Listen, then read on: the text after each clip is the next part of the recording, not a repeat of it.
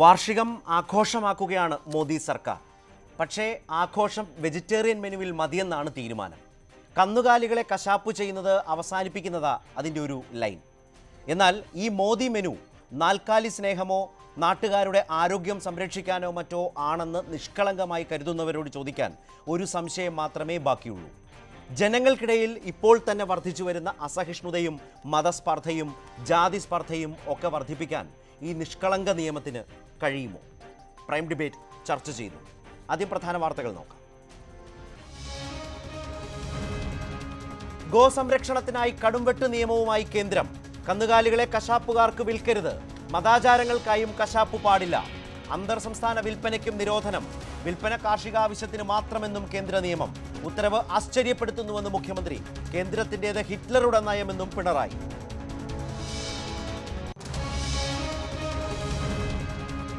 മോദി സർക്കാരിനെതിരെ പ്രതിപക്ഷ ഐക്യനിര. രാഷ്ട്രപതി തെരഞ്ഞെടുപ്പിൽ സംയുക്ത സ്ഥാനാർത്ഥിയെ നിർത്താൻ ധാരണ. നിർണായക തീരുമാനം സോണിയാഗാന്ധി വിളിച്ച യോഗത്തിൽ. മോദി സർക്കാർ 4ാം വർഷത്തിലേക്ക്. മോദി ഫെസ്റ്റിന് ഗോഹത്തിയിൽ തുടക്കം. വാർഷിക സമ്മാനമായി അസമിലെ ധോലാസാദിയ പാമ്പൻ പാലം പ്രധാനമന്ത്രി ഉദ്ഘാടനം ചെയ്തു. അടുത്ത മാസം 1 മുതൽ മദ്യവില കൂട്ടാൻ ബിവറേജസ് കോർപ്പറേഷന്റെ തീരുമാനം. വില 5% ഉയരും. തീരുമാനം സാമ്പത്തിക പ്രതിസന്ധി മറികടക്കാൻ.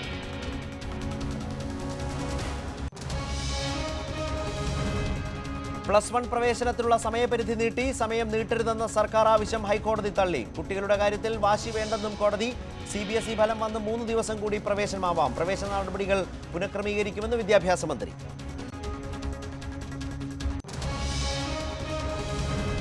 ആരും തിരിഞ്ഞു നോക്കാനില്ലാതെ ഡേ കെയർ രംഗം. സ്വകാര്യ മേഖലയിലെ തൊഴിലിടങ്ങളിൽ സൗജന്യ ഡേ കെയർ സംവിധാനം വേണമെന്ന നിയമം അട്ടിമറിച്ചു. നിയമം നിലവിൽ വന്ന് 3 വർഷമായിട്ടും നടപടിയെടുക്കാതെ സർക്കാർ. പല ഡേ കെയറുകളും പ്രവർത്തിക്കുന്നത് 10,000ങ്ങൾ വാങ്ങി.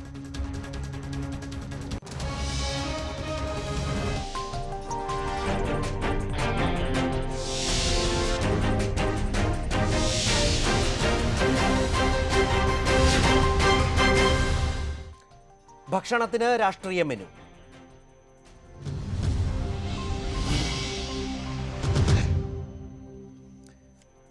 കന്നുകാലികളെ അറവിനായി വിൽക്കുന്നത് നിരോധിച്ച് കേന്ദ്ര സർക്കാർ വിജ്ഞാപനം. കർഷകർ എന്ന് തെളിയിക്കുന്നവർക്ക് മാത്രമേ കന്നുകാലികളെ വിൽക്കാവൂ. മതപരമായ ചടങ്ങുകളുമായി ബന്ധപ്പെട്ട് കന്നുകാലികളെ കശാപ്പു ചെയ്യരുതെന്നും വിജ്ഞാപനത്തിൽ പറയുന്നു. എന്നാൽ കന്നുകാലി വിൽപ്പന സംസ്ഥാന വിഷയമായതിനാൽ കേന്ദ്ര ചട്ടം നിലനിൽക്കുമോ എന്നതിൽ വ്യക്തതയില്ല. മൃഗങ്ങൾക്കെതിരായ ക്രൂരത തടയുന്നതിനുള്ള 1960 നിയമത്തിന്റെ അടിസ്ഥാനത്തിലാണ് കന്നുകാലികളുടെ വിൽപ്പന നിയന്ത്രിക്കാൻ പരിസ്ഥിതി മന്ത്രാലയം പുതിയ ചട്ടങ്ങൾ വിജ്ഞാപനം ചെയ്തത്. പശു, പോത്ത്, കാള, കന്നുകുട്ടി, കാളക്കുട്ടി, ഒട്ടകം എന്നിവയുടെ വിൽപ്പനയ്ക്കാണ് ഈ ചട്ടങ്ങൾ ബാധകമാവുക. കർഷകർക്ക് മാത്രമേ കന്നുകാലികളെ വിൽക്കാനാകൂ. കാലികളെ വാങ്ങാനെത്തുന്നവർ തിരിച്ചറിയൽ കാർഡ് നൽകണം. കാർഷിക ആവശ്യങ്ങൾക്ക് മാത്രമേ കന്നുകാലികളെ ഉപയോഗിക്കൂ എന്ന് വാങ്ങുന്നയാൾ രേഖാമൂലം ഉറപ്പു നൽകണം. വാങ്ങിയ കന്നുകാലിയെ 6 മാസത്തേക്ക് വിൽക്കരുത്. സംസ്ഥാനത്തിന് പുറത്ത് കന്നുകാലികളെ വിൽക്കാൻ നിയമങ്ങൾ കർശനമായി പാലിക്കണം. സംസ്ഥാന അതിർത്തിയിൽ നിന്ന് 25 കിലോമീറ്റർ പരിധിയിലും അന്താരാഷ്ട്ര അതിർത്തിയുടെ 50 കിലോമീറ്റർ പരിധിയിലും കന്നുകാലി ചന്തകൾ പാടില്ല. മതപരമായ ചടങ്ങുകൾക്ക് കന്നുകാലികളെ കശാപ്പ് ചെയ്യില്ലെന്നും ഉറപ്പു നൽകണം. ചെറിയ പ്രായമുള്ളതോ ആരോഗ്യ പ്രശ്നങ്ങളുള്ളതോ ആയ കന്നുകാലികളെ കാളച്ചന്തകളിൽ പ്രവേശിപ്പിക്കാനേ പാടില്ല. ചട്ടങ്ങൾ നടപ്പാക്കാൻ പ്രാദേശിക തലത്തിൽ മാർക്കറ്റ് കമ്മിറ്റിയും ജില്ലാതലത്തിൽ മേൽനോട്ട സമിതിയും രൂപീകരിക്കും. തദ്ദേശ സ്വയംഭരണ സ്ഥാപനങ്ങളുടെ ചെയർമാന്റെ നേതൃത്വത്തിലുള്ള മാർക്കറ്റ് കമ്മിറ്റിയാണ് കന്നുകാലികളെ വാങ്ങുന്നയാളുടെ രേഖകൾ സൂക്ഷിക്കേണ്ടത്. ഈ രേഖകൾ പരിശോധനകൾക്കായി 6 മാസം വരെ സൂക്ഷിക്കണം. എല്ലാ ചന്തകളിലും കന്നുകാലികളുടെ ആരോഗ്യനിലയും സൗകര്യങ്ങളും പരിശോധിക്കാനും ഉറപ്പാക്കാനും ആവശ്യത്തിന് വെറ്റിനറി ഇൻസ്പെക്ടർമാരെയും ജീവനക്കാരെയും നിയമിക്കണം. ജില്ലാതല സമിതിയുടെ അനുമതിയോടെ പുതിയ ചന്തകൾ തുടങ്ങാനാകൂ. നിലവിലുള്ള ചന്തകളിൽ സമിതികൾ രൂപീകരിക്കാൻ 3 മാസത്തെ സാവകാശമാണ് അനുവദിച്ചിരിക്കുന്നത്. മൃഗങ്ങൾക്കെതിരായ ക്രൂരത തടയാനുള്ള അധികാരം കേന്ദ്രത്തിനാണെങ്കിലും വിൽപ്പന സംസ്ഥാന വിഷയമാണ്. അതുകൊണ്ട് നിയന്ത്രണങ്ങൾ കൊണ്ടുവന്ന കേന്ദ്ര വിജ്ഞാപനം നിലനിൽക്കില്ലെന്നാണ് നിയമവിദഗ്ധർ ചൂണ്ടിക്കാണിക്കുന്നത്. യോഗി ആദിത്യനാഥ് സർക്കാർ ഉത്തർപ്രദേശിൽ അനധികൃത അറവുശാലകൾ അടച്ചുപൂട്ടിയതിനു പിന്നാലെയാണ് കന്നുകാലികളുടെ കൈമാറ്റത്തിന് പോലും കർശന നിയന്ത്രണങ്ങൾ ഏർപ്പെടുത്തിക്കൊണ്ടുള്ള മോഡി സർക്കാരിന്റെ തീരുമാനം. മൃഗങ്ങളോടുള്ള ക്രൂരതയുടെ പേരിൽ അറവ് നിരോധനമാണ് നടപ്പിലാകാൻ പോകുന്നത്. M Unnikrishnan, news 18, Delhi. ഇപ്പോൾ ഈ ചർച്ചയിൽ സംസ്ഥാന ഫിഷറീസ് മന്ത്രി ശ്രീമതി ജെ മേഴ്സിക്കുട്ടിയമ്മ, കോൺഗ്രസ് നേതാവ് ശ്രീ എം ലിജു, BJP നേതാവ് Shri VV Rajesh, MES president doctor Fazal Gafoor, ഒപ്പം തന്നെ മാധ്യമപ്രവർത്തകൻ ശ്രീ വെങ്കടേഷ് രാമകൃഷ്ണനെ ടെലിഫോൺ ലൈനിലും പ്രതീക്ഷിക്കുന്നു. ആദ്യം ശ്രീമതി ജെ മേഴ്സിക്കുട്ടിയമ്മയിലേക്ക്. ആശ്ചര്യപ്പെടുത്തുന്ന തീരുമാനം എന്നാണ് മിനിസ്റ്റർ മുഖ്യമന്ത്രി ഇക്കാര്യത്തോട് പ്രതികരിച്ചത്. ഹിറ്റ്ലറുടെ നയം, അതായത് രാഷ്ട്രീയമായി ഒരു തരത്തിലും അംഗീകരിക്കാനാവാത്ത ഒരു രാഷ്ട്രീയ നിലപാട് ഈ നയത്തിലൂടെ, ഈ നിയമത്തിലൂടെ കേന്ദ്ര സർക്കാർ വെളിപ്പെടുത്തിയിരിക്കുന്നു. അതാണ് മുഖ്യമന്ത്രി തുറന്നതിനെ എതിർത്തത്. അവിടെ നിന്നുകൊണ്ട് ഇതിൽ കേന്ദ്ര നിയമം, സംസ്ഥാന നിയമം, സംസ്ഥാനത്തിൻ്റെ അധികാരം, ഫെഡറലിസം എന്ന ഒരുപാട് തലങ്ങളൊക്കെ ഉണ്ടല്ലോ. ആ തലങ്ങളിൽ നിന്ന് സംസ്ഥാനങ്ങളുടെ താല്പര്യവും സംസ്ഥാന അധികാരവും പരിഗണിച്ചോ ആലോചിച്ചോ ആണോ ഇങ്ങനെ ഒരു തീരുമാനത്തിലേക്കും ഇങ്ങനെ ഒരു വിജ്ഞാപനത്തിലേക്കും കേന്ദ്ര സർക്കാർ പോയത്? എന്താണ് അഭിപ്രായം?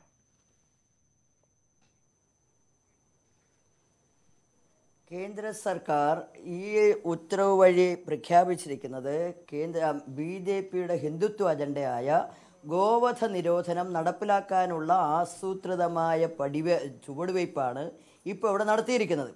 അതിന് രാജേഷിനെ പോലെയുള്ളവർ പറയും, ഞങ്ങൾ രോഗം വന്ന കാര്യങ്ങളെ കൊല്ലരുതെന്നേ പറഞ്ഞിട്ടുള്ളൂ, മനുഷ്യൻ്റെ ആരോഗ്യത്തെ നോക്കിയാണ്, നിങ്ങൾക്ക് ഫാമുകളിൽ വളർത്തിക്കൂടെ, ഫാമിൽ നിന്ന് കഴിച്ചുകൂടെ, ഇങ്ങനെയൊക്കെയുള്ള കാര്യങ്ങളൊക്കെ പറഞ്ഞ് വഴിതെറ്റിച്ച് കാര്യങ്ങളെ കൊണ്ടുപോകുമ്പോൾ മതചിഹ്നം ഉപയോഗിച്ച് എങ്ങനെ ജനങ്ങളെ ഭിന്നിപ്പിച്ച് എങ്ങനെ അധികാരം നിലനിർത്തി സമ്പന്നവർഗ താല്പര്യം സംരക്ഷിക്കാം എന്ന ആസൂത്രിതമായ നിലപാടാണ് അത്.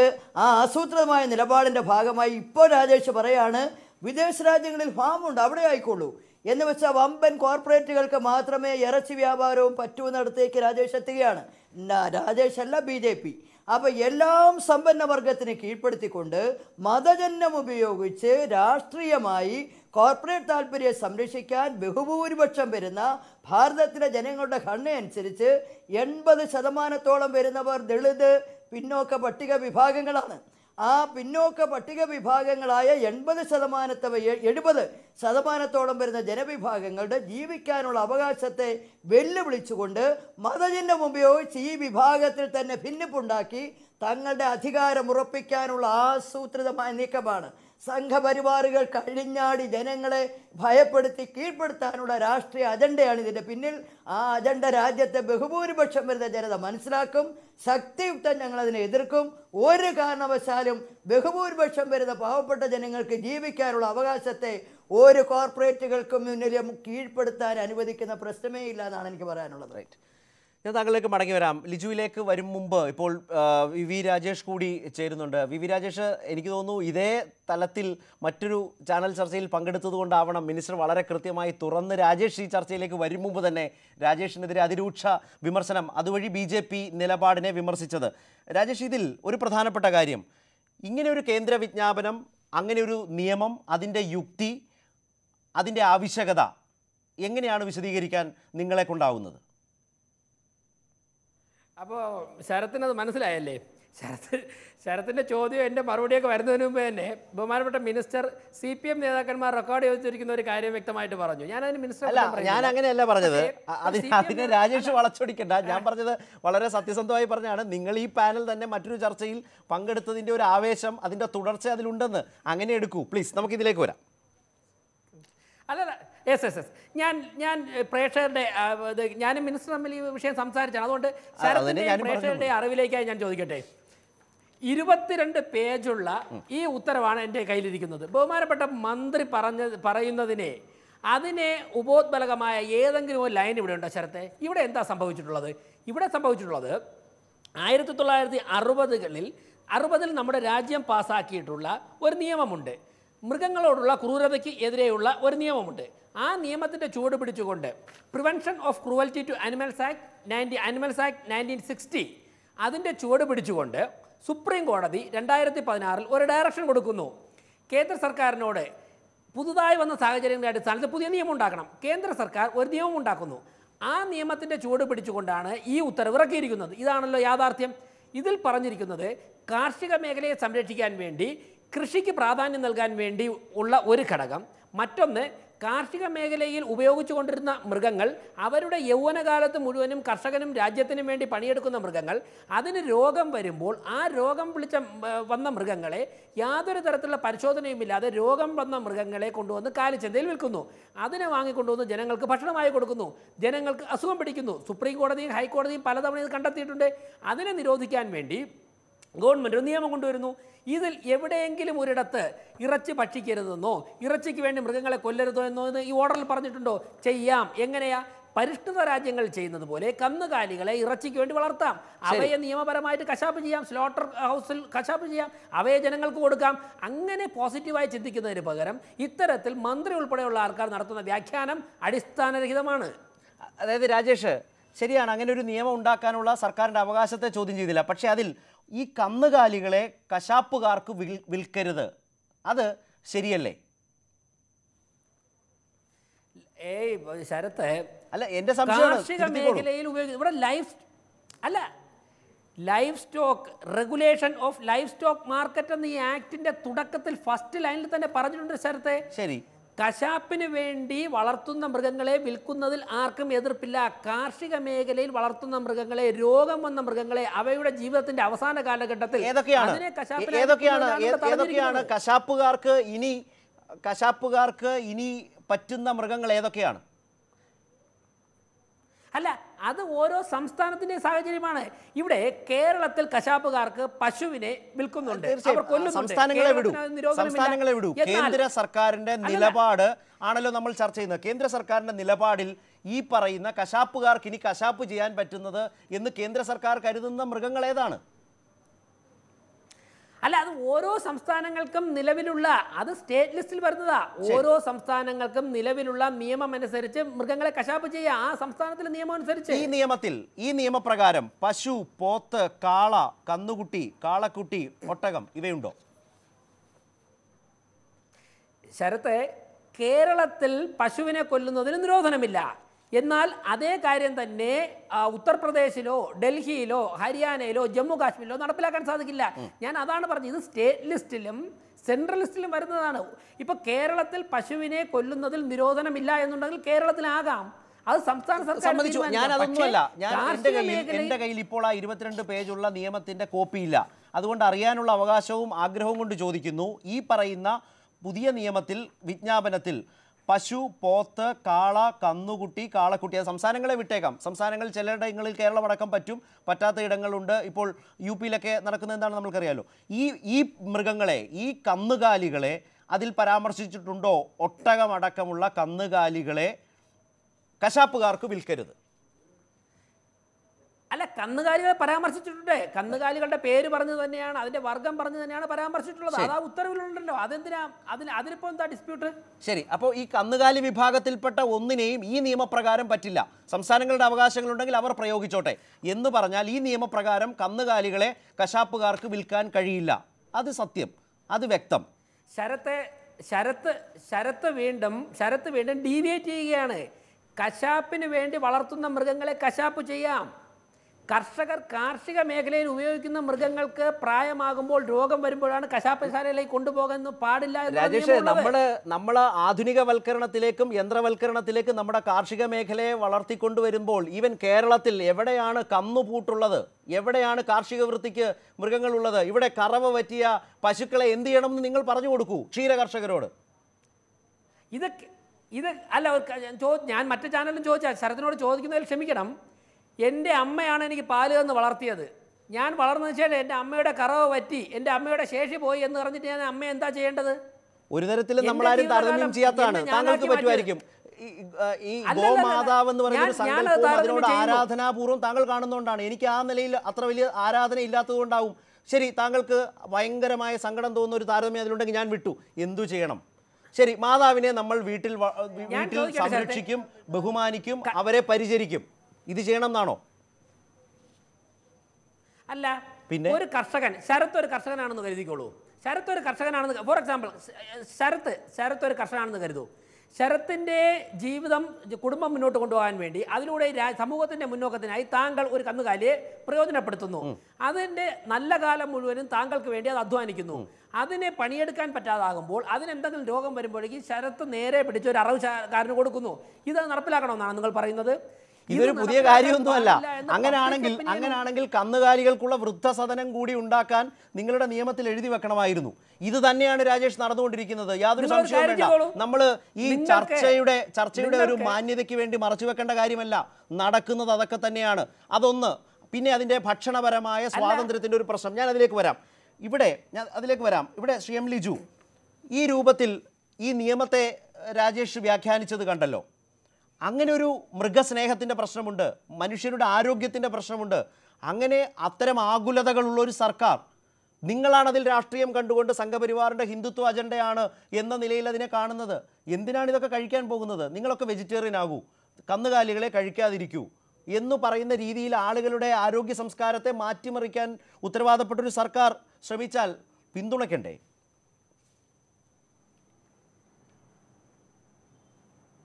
ശരത്തെ ഒന്ന് എനിക്ക് സംസാരിക്കാൻ സമയം തരണം.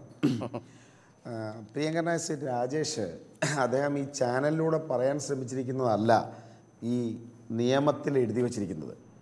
ഇതിനകത്തെ ഒന്ന് വ്യാഖ്യാനിച്ചു കഴിഞ്ഞാൽ ഇങ്ങനെയാണ്: നമ്മുടെ ഒരു സാധാരണ കന്നുകാലി ചന്തയിൽ ഒരു മൃഗത്തിനെ, ഒരു കാളയെയോ ഒരു പോത്തിനെയോ ഒരു എരുമയെയോ ഒരു പശുവിനെയോ ഒരു ഒട്ടകത്തെയോ കന്നുകുട്ടിയെയോ കൊണ്ടുവന്ന് മാംസ ആവശ്യത്തിനോ അല്ലെന്നുണ്ടെങ്കിൽ മതപരമായ ഒരു ആവശ്യത്തിനോ വിൽക്കാനേ പറ്റില്ല എന്ന് പറഞ്ഞാൽ അതിൻ്റെ അർത്ഥം അപകടം എന്താണെന്ന് ശരത്ത് മനസ്സിലാക്കിക്കോ. നമ്മുടെ ഒരു ചന്തയിൽ ഒരു പോത്തിനെ വളർത്തുന്ന, ഒരു ചെറുപ്പത്തിലൊരു പോത്തുകുട്ടിയെ വാങ്ങി വളർത്തി വലുതാക്കുന്ന ഒരു കർഷകൻ കുറച്ച് നല്ല ആരോഗ്യമായി കഴിയുമ്പോൾ അതിനെ വിൽക്കണം. അതിനെ ഒരു കാലിച്ചന്തയിൽ കൊണ്ടുവന്ന് നിൽക്കുന്നു. അപ്പോൾ തന്നെ ആയിരിക്കും മകളുടെ വിവാഹത്തിന് ബിരിയാണി വെക്കാൻ വേണ്ടി ഒരു പോത്തിനെ വാങ്ങാൻ ആഗ്രഹിക്കുന്ന ഒരാൾ, അയാൾ വന്ന് ഇത് വാങ്ങണമെന്ന് കരുതുക. ഇത് രണ്ടും നടക്കില്ല. അതാണ് ഈ നിയമത്തിൻ്റെ പ്രശ്നം. ഇവിടെ മാംസ ആവശ്യത്തിന് വേണ്ടി ഒരു പോത്തിനെ വിൽക്കാൻ കഴിയില്ല, ഒരു കാളയെ വിൽക്കാൻ കഴിയില്ല. അതോടൊപ്പം തന്നെ ഇപ്പോൾ റംസാൻ മാസം വരുന്നു.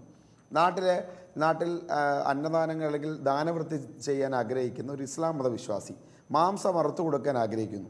അദ്ദേഹം ഒരു ചന്തയിൽ വന്ന് ഒരു പോത്തിനെയോ ഒരു കാളയോ വാങ്ങി അറുത്തു കൊടുക്കണം എന്ന് വിചാരിച്ചാൽ ഈ നിയമപ്രകാരം പറ്റില്ല. അത് വേണ്ട എന്നാണ് പറയുന്നത്. അല്ലാതെ പ്രായമായ മൃഗങ്ങളുടെ കാര്യത്തിൽ അല്ലെങ്കിൽ അതിനെ നടന്നിടുന്നതിനെക്കുറിച്ചുള്ളൊരു നിയമമല്ലിത്. ഇത് വളരെ കൃത്യമായി ആരോഗ്യമുള്ള ഒരു മൃഗത്തിൻ്റെ കാര്യത്തിലും ഏത് പ്രായത്തിലുള്ളൊരു മൃഗത്തിൻ്റെ കാര്യത്തിലും ബാധിക്കുന്ന വളരെ ഗുരുതരമായൊരു നിയമമാണ്. നമ്മുടെ നാട്ടിലെ ഒരു സാധാരണക്കാരൻ്റെ ആഹാരം കഴിക്കാനുള്ള സ്വാതന്ത്ര്യത്തെയും അവൻ്റെ മതപരമായ ആവശ്യത്തെ അവകാശത്തെയും നിഷേധിക്കുന്ന വളരെ ഗുരുതരമായ ക്ലോസ് ഇവിടെയുണ്ട്. രാജേഷ് നേരത്തെ ചോദിച്ചു, ഇവിടെ കൊല്ലുന്നതിനെ, ഇറച്ചിക്ക് കൊടുക്കുന്നതിനെ എവിടെ നിരോധിച്ചു, എവിടെ എഴുതി വെച്ചിരിക്കുന്നു? എൻ്റെ കയ്യിൽ ആ റൂൾസ് ഉണ്ട്, ഞാൻ വായിച്ച് കേൾപ്പിച്ചു തരാം.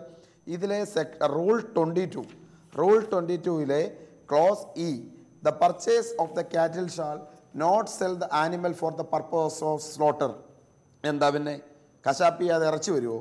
ഇവിടെ എന്തോ ബയോ ഇറച്ചിയോ? കവറിനകത്ത് പ്രത്യേകം മാംസം ഉണ്ടാക്കുന്ന രീതിയാണോ നമ്മുടെ നാട്ടിലുള്ളത്? ഒരു മൃഗത്തെ കൊന്നല്ലാതെ ഇറച്ചി ഉണ്ടാക്കാൻ സാധിക്കുമോ? അത് പറ്റില്ല.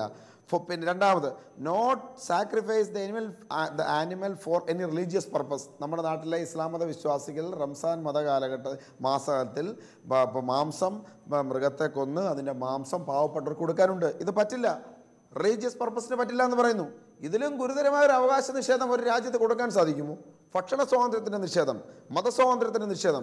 ഇതിനെയാണ് ഹിന്ദുത്വവൽക്കരണത്തിൻ്റെ അജണ്ടയാണ്, RSSൻ്റെ അജണ്ടയാണ് ഞങ്ങൾ പറഞ്ഞത്. ഇതിൽ കൂടുതൽ വ്യക്തമാക്കി പറയേണ്ടതുണ്ടോ? മിനിസ്റ്ററിലേക്ക് പോകുമ്പോൾ രാജേഷ്, ഈ നിലയിലാണ് ആ നിയമം അപകടകരമാകുന്നത് എന്നാണ് ലിജു പറഞ്ഞു വെച്ചത്. അതിൻ്റെ അപകടത്തെയാണ് മന്ത്രി നേരത്തെ സൂചിപ്പിച്ചത്. രാജേഷിന് മറുപടി ഉണ്ടെങ്കിൽ ആദ്യം. എൻ്റെ ശരത്തെ, ഈ MM ഹസൻ വിളിച്ചു പറഞ്ഞ യാതൊരു അടിസ്ഥാനവുമില്ലാത്തൊരു കാര്യം ലിജു ഒരു സമുദായത്തിന്റെ വോട്ട് സമാഹരിക്കാൻ വേണ്ടി തെറ്റായി പ്രചരിപ്പിക്കുകയാണ്. റിലീജിയസ് പർപ്പസ് എന്ന് പറഞ്ഞു കഴിഞ്ഞാൽ ഒരു മതത്തിന്റെ ഒരു ചടങ്ങിന് ഭക്ഷണം കഴിക്കുന്നതാണെന്ന് എവിടെയാ ലിജു പറഞ്ഞിട്ടുള്ളത്? എവിടെയാ പറഞ്ഞിട്ടുള്ളത്? താങ്കൾ എന്തിനാ അങ്ങനെ വ്യാഖ്യാനിക്കുന്നത്? ഇവിടെ ശ്രീ MM ഹസൻ തന്നെ എന്ന് പറഞ്ഞു, റംസാൻ ആരംഭിക്കുന്ന ദിവസമാണ് ഈ ഓർഡർ വന്നത്. അല്ല, ഈ ഓർഡർ വന്നത് മെയ് മാസം 23-ാം തീയതിയാ. രാജേഷ്, ഏതായാലും നിയമത്തെ വിശദീകരിക്കാണല്ലോ. ഒരു സംശയം ചോദിച്ചോട്ടെ. ഇപ്പോൾ ഈ പറഞ്ഞതുപോലെ കേരളം ഈ നിയമത്തിന് പുറത്താണ്. അത് സംസ്ഥാന സർക്കാരിൻ്റെ നിലപാടിൻ്റെ പ്രശ്നമാണ്, സംസ്ഥാന നിയമമാണ്. ഇനി കേരളത്തിലും യു പിയിലും മധ്യപ്രദേശിലും ഒക്കെ പോലെ തന്നെ ഒരു നിയമമാണെന്നിരിക്കട്ടെ, ഈ നിയമം കൂടി വന്നാൽ, ഇങ്ങനെ കൂടി വന്നാൽ കശാപ്പ് എന്ന് പറയുന്നതിന് തന്നെ ഒരു നിരോധനമല്ലേ വരുന്നത്? എന്ത് തരം ഭക്ഷണം കഴിക്കും എന്ന കാര്യത്തിൽ ഒരു നിയന്ത്രണം തന്നെയല്ലേ വരാൻ പോകുന്നത്? അല്ല, അത് നിങ്ങളുടെ വ്യാഖ്യാനം മാത്രമാണ്. അങ്ങനെയല്ല വരാൻ പോകുന്നത്. ആരോഗ്യമുള്ള ഭക്ഷണം ജനങ്ങൾക്ക് കൊടുക്കണം. അതിനുവേണ്ടി ശാസ്ത്രീയമായിട്ടുള്ള അറവുശാലകൾ ഉണ്ടാകണം, ശാസ്ത്രീയമായിട്ടുള്ള കാറ്റിൽ ഫേംസ് ഉണ്ടാകണം. പൗൾട്രി ഫാമുകൾ ഉണ്ടല്ലോ, അവിടെ കോഴിയെ വളർത്തി ധാരാളം ചിക്കൻ കഴിക്കുന്നുണ്ടല്ലോ കേരളത്തിൽ. നിങ്ങൾ ചിക്കൻ കഴിച്ചോളൂ എന്നാണ് പറഞ്ഞു വരുന്നത് അല്ലേ? അതായത് ഈ കശാപ്പ് ശാലകളിൽ അത് താങ്കളുടെ കശാപ്പ് ശാല പ്രായപരിധിയില്ല. അസുഖം വന്ന മൃഗങ്ങൾ, കന്നുകാലികൾ എന്ന് പറയുന്നില്ല, ഏത് പ്രായത്തിലുമുള്ള കന്നുകാലികളെ കശാപ്പ് ചെയ്യുന്നതിനുള്ള വിലക്കാണ് ഈ നിയമത്തിലെന്ന് ലിജു പറഞ്ഞു. അങ്ങനെ വന്നാൽ ആ നിയമം കേരളത്തിൽ പ്രാബല്യത്തിലാണെങ്കിൽ പോത്തിനെ വെട്ടാൻ കഴിയില്ല. പശു, കാള, കന്നുകുട്ടി, കാളക്കുട്ടി, ആ നിലയിൽ ഒരു കശാപ്പും നടക്കില്ല. ശരത്ത് വീണ്ടും ഞാൻ തുടക്കത്തിൽ പറഞ്ഞതിനെ വിസ്മരിച്ചുകൊണ്ടാണ് അല്ലെങ്കിൽ മറച്ചു വെച്ചുകൊണ്ടാണ് സംസാരിക്കുന്നത്. ഇതിനെയൊക്കെ തന്നെ അറവുശാലയിൽ കൊണ്ടുപോകാം, ഇതിനെയൊക്കെ തന്നെ വെട്ടാം, ഇതിനെയൊക്കെ തന്നെ ഭക്ഷിക്കാം. പക്ഷേ അതിനുവേണ്ടി വളർത്തുന്നവയായിരിക്കണം. അത് കാർഷിക മേഖലയിൽ പണിയെടുത്ത് പ്രായമായി രോഗം വന്നവ ആകരുത്. അങ്ങനെയാണെങ്കിൽ ശരി. അതായത് ലിജു രാജേഷ് നേരത്തെ ലിജു പറഞ്ഞതുപോലെ അങ്ങനെ വീട്ടിൽ വളർത്തുന്ന ഒരു പോത്തിനെ, ഒരു പശുവിനെ, ഒരു കാളയെ കാലിച്ചന്തയിൽ കൊണ്ടുപോയാൽ അവിടെ വാങ്ങാൻ, ഭക്ഷണാവശ്യത്തിന് വേണ്ടി വാങ്ങാൻ ഒരാൾ വന്നാൽ അയാൾക്ക് വിൽക്കാനാവില്ല, അയാൾക്ക് വാങ്ങാനുമാകില്ല. അത് സത്യമല്ലേ? അല്ല, അതിനുള്ള മാർക്കറ്റുകൾ ഉണ്ടാവണം. അതിനുള്ള സംസ്ഥാനത്തുണ്ടാകണം. അല്ലേ? മൃഗങ്ങളെ ഇറച്ചി അങ്ങനെയാണല്ലോ പരിഷ്കൃത രാജ്യങ്ങളിലൊക്കെ ഉള്ളത്. ഏതെങ്കിലും അറേബ്യൻ രാജ്യങ്ങളിൽ അവിടെ കാർഷിക വൃത്തിക്ക് ഉപയോഗിക്കുന്ന മൃഗങ്ങളെ ഇതുപോലെ കൊണ്ടുവന്ന് ചന്തയിൽ വിൽക്കാറുണ്ടോ? അതിന് അറവുശാലകൾ ഇല്ലെങ്കിൽ അറവ് മാടുകളെ വിൽക്കുന്ന മാർക്കറ്റുണ്ട്. സർക്കാർ അങ്ങനെയുള്ള മാർക്കറ്റുകൾ ആരംഭിക്കണം. അവിടെ നിങ്ങൾക്ക് വിൽക്കാം. അവിടെ വിൽക്കുന്നതിന് മുൻപ് അവിടെ ഡോക്ടർമാരുടെ പരിശോധന ഉണ്ടാകും, അവിടെ സർട്ടിഫിക്കറ്റ് ആയിക്കോട്ടെ.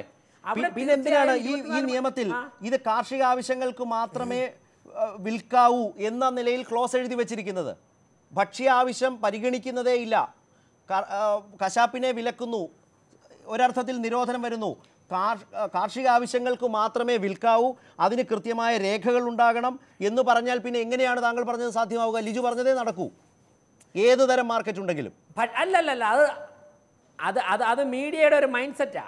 ഇന്നത്തെ ഈ വിഷയം നരേന്ദ്രമോദി സർക്കാരിന്റെ 23ാം വാർഷികം ചർച്ച ചെയ്യരുത് എന്നുള്ളത് കൊണ്ടുള്ള ഒരു മൈൻഡ് സെറ്റ് അതിനാണോ ഈ നിയമം കൊണ്ടുവന്നത്? ഞാൻ പറയുന്നതാണ് വസ്തുത. അല്ല, ഈ നിയമം കൊണ്ടുവന്നത് സുപ്രീം കോടതി പറഞ്ഞിട്ട്, ഈ നിയമം കൊണ്ടുവന്നത് പാർലമെന്റ് പാസ്സാക്കിയതിന്റെ ചുവട് പിടിച്ചുകൊണ്ട്. ഇവിടെ നിങ്ങൾക്ക് കശാപ്പിന് വേണ്ടി വളർത്തുന്ന മൃഗങ്ങളെ നിങ്ങൾക്ക് കശാപ്പ് ശാലകൾ കൊടുക്കാം. ഓരോ സംസ്ഥാനത്തിൻ്റെയും സ്വാതന്ത്ര്യമനുസരിച്ച് കൊടുക്കാം. സംഭവിച്ചിട്ടുള്ളത് കാർഷിക മേഖലയെ നിലനിർത്തുന്നതിന് വേണ്ടി അസുഖം വന്ന മൃഗങ്ങളെ കശാപ്പിന് വേണ്ടി കൊടുക്കാൻ പാടില്ല. അത് മാത്രമാണ് ഈ ആക്ടിൽ പറയുന്നത്. ഇവിടെ മിനിസ്റ്റർ ഇത്രയും വിശദീകരണങ്ങൾ കേട്ടതുകൊണ്ട്, ഒന്ന്, കാർഷിക മേഖലയുടെ അഭിവൃദ്ധിക്ക് വേണ്ടി, രണ്ട്, അസുഖം ബാധിച്ചവയെ സംരക്ഷിക്കുന്നതിൻ്റെ ഭാഗമായി എന്ന നിലയിലാണ് ആ നിയമത്തെ വിശദീകരിച്ചുകൊണ്ടിരിക്കുന്നത്. താങ്കളാണ് വളരെ ഗൗരവമായ തൊഴിൽപരമായ അവകാശത്തിൻ്റെ നിഷേധം, ഭക്ഷണ സ്വാതന്ത്ര്യത്തിൻ്റെ അവകാശത്തിന് മേലുള്ള നിഷേധം, 70% വരുന്ന ജനസമൂഹത്തിന് എതിരായ തീരുമാനം എന്ന നിലയിൽ ആമുഖമായി വിശദീകരിച്ചത് രാജേഷ് ആവർത്തിച്ച് പറയുന്നത് കേട്ടല്ലോ. ഇത് വളരെ പരിഷ്കൃതമായ അറവുശാലകളിൽ സാധ്യമാണ് എന്ന നിലയിൽ അതിനൊരു വിശദീകരണം നൽകുന്നു.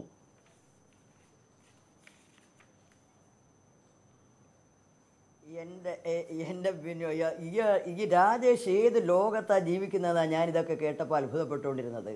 ഈ നാട്ടിലെ ബഹുഭൂരിപക്ഷം ജനങ്ങൾക്ക് മിനിമം ജീവിക്കാനുള്ള സൗകര്യം ആദ്യം ഉറപ്പാക്കട്ടെ രാജേഷ്. കക്കൂസ്, വീട്, വെള്ളം, വെളിച്ചം, ഭക്ഷണം, വിദ്യാഭ്യാസം, ആരോഗ്യം, ഈ രംഗത്ത് ഈ ലോകരാജ്യങ്ങളിൽ ഏറ്റവും പിന്നി നിൽക്കുന്ന രാജ്യമാണ് ഈ ഭാരതം. വിദേശ രാജ്യത്തിൻ്റെ ഫാമുകൾ ഇവിടെ വേണമെന്ന് പറയുമ്പോൾ മിനിമം ജീവിത സൗകര്യം ഇല്ലാത്ത ആളുകളാണ് ഭാരതത്തിലെ ബഹുഭൂരിപക്ഷം. അവരെ ജീവിത സാഹചര്യങ്ങളിൽ നിന്ന് ഒളിച്ചോടി അവരുടെ ഇടയിൽ കലാപമുണ്ടാക്കി രാഷ്ട്രീയ അജണ്ടയോടുകൂടി സമ്പന്നവർഗ താല്പര്യം സംരക്ഷിക്കാൻ നടത്തുന്ന രാഷ്ട്രീയ കളിക്ക്, രോഗം വന്ന കാലിക്കെതിരായിട്ടാണ് ഞങ്ങൾ. അതിന് രാജ്യത്ത് നിയമം ഒരു സിമ്പിളല്ലേ? അത് രോഗം വന്ന കാലി ആരെങ്കിലും ഭക്ഷിക്കണമെന്ന് രാജ്യത്ത് ആരെങ്കിലും പറയുന്നുണ്ടോ? അത് സിമ്പിളല്ലേ രാജ്യത്ത്? നമ്മുടെ കേരളത്തിലുമുണ്ടല്ലോ, രോഗബാധിതമായ കാലികളെ ഭക്ഷണാവശ്യത്തിന് ഉപയോഗിക്കാൻ പാടില്ല, അതിന് സ്ട്രിക്റ്റായ നിയമമുണ്ട്. അതെല്ലാം നടപ്പിലാക്കുന്നുണ്ടോ എന്നുള്ളത് വേറൊരു കാര്യം, അത് പരിശോധിച്ച് നടപ്പിലാക്കണം. അതിലൊന്നും എനിക്ക് തർക്കമില്ല. അതിന് എല്ലാ നിയമങ്ങളും പൂർണ്ണമായ അർത്ഥത്തിൽ പ്രയോഗിക്കപ്പെടുന്നുണ്ടോ എന്ന് ചോദിച്ചാൽ പ്രയോഗിക്കാനാണ് നമ്മളെല്ലാം ശ്രമിച്ചുകൊണ്ടിരിക്കുന്നത്. എന്നാൽ ഇവിടെ അതല്ല പ്രശ്നം. രോഗം വന്ന കാലിയെ വിൽക്കരുതെന്നേ ഞങ്ങൾ പറയുന്നുള്ളൂ. നിങ്ങൾ ഫാമിൽ വളർത്തിക്കോളൂ. ഇവിടെ ഈ വിദേശ രാജ്യങ്ങളിൽ എവിടെയെങ്കിലും ഇത്രമാത്രം കാലികളെ കാർഷിക ആവശ്യത്തിന് ഉപയോഗിക്കുന്നുണ്ടോ? ഇന്ത്യയിലല്ലാതെ ഇന്ത്യയിലെ പാവപ്പെട്ട കൃഷിക്കാർ ആധുനികവൽക്കരണം നടക്കാത്തതിൻ്റെ ഭാഗമായി ഇപ്പോഴും വയലുകളിൽ ഉഴുന്നത് കാലികളെ ഉപയോഗിച്ചാണ്. ഈ ലോകരാജ്യത്ത് എവിടെയെങ്കിലും അങ്ങനെയുണ്ടോ? കേരളം വ്യത്യസ്തമാണ്. മറ്റൊന്ന് അതിൻ്റെ വിശദാംശങ്ങളിലേക്ക് ഞാൻ പോകുന്നില്ല. രാജേഷ് ഇടയ്ക്ക് പറഞ്ഞു കേരളം വ്യത്യസ്തമാണ്. ഈ പറഞ്ഞ ഇടയ്ക്ക് പറഞ്ഞു രാജേഷ്, അമ്മയെ നമ്മൾ കൊല്ലാറുണ്ടോ? ഞാൻ അത്ഭുതപ്പെടുകയാണ്. അമ്മയെയും കാലിയെയും താരതമ്യപ്പെടുത്താൻ എങ്ങനെയാണ് രാജേഷിന് കഴിയുന്നത്? എങ്ങനെയാണ് രാജേഷിന് കാലിയെ കൊല്ലുന്നതും അമ്മയെ കാട്ട് എങ്ങനെ നിങ്ങൾക്ക് ബന്ധിപ്പിക്കാൻ കഴിഞ്ഞു? അതാണ് ഇവരുടെ ഗോവധവും ഗോമാതാവും എന്ന രാഷ്ട്രീയം. ആ അജണ്ടയിലേക്ക് കണക്ട് ചെയ്യാനാണ് അമ്മയെ കൊല്ലുന്നതിന്. ഈ അമ്മയുടെ എവിടെ നിൽക്കുന്നു, കാലി എവിടെ നിൽക്കുന്നു? ഈ ഭാരതത്തിൽ രാജേഷ് അതല്പം കടന്നുപോയി എന്നാണ് മന്ത്രിക്ക് ഒരു സ്ത്രീ എന്ന നിലയിൽ കൂടി ഒരു തരത്തിലും പൊരുത്തപ്പെടാനാവുന്നില്ല. ഹിന്ദുത്വ അജണ്ടയും സംഘപരിവാർ നിലപാടും ഒക്കെ നിൽക്കട്ടെ, രാജേഷിനെ പോലെ ഒരാൾ കേരളത്തിലെ ഇരുന്നിരുന്ന ഈ ചർച്ചയിൽ അമ്മയും കാലിയും ഒരുപോലെയാണെന്ന് പറഞ്ഞ താരതമ്യം പൊറുക്കാനാവാത്ത ഒന്നായിട്ടാണ് മന്ത്രി ആവർത്തിച്ച് പറഞ്ഞുകൊണ്ടിരിക്കുന്നത്. അതെ, ഞാൻ അമ്മയുടെ പാലും കുടിച്ചിട്ടുണ്ട്, കാലിയുടെ പാലും കുടിച്ചിട്ടുണ്ട്. അത് രണ്ടും ഒന്നാണോ തന്നെയാണ് ഞാൻ വളർന്നിട്ടുള്ളത്. അതുകൊണ്ട് അല്ല, രണ്ടും പാലാണ്, രണ്ടും തന്നത് ജീവനാണ്. ആ കാലി എനിക്ക് പാല് തന്ന അല്ലല്ല, ഞാൻ ഡോക്ടറോട് തർക്കിക്കാൻ അല്ല, മിനിസ്റ്ററോട് തർക്കിക്കാൻ ഞാനില്ല. ഞാൻ എന്റെ പോയിന്റ് പറഞ്ഞോട്ടെ. എനിക്ക് ഇഷ്ടമല്ല, എനിക്ക്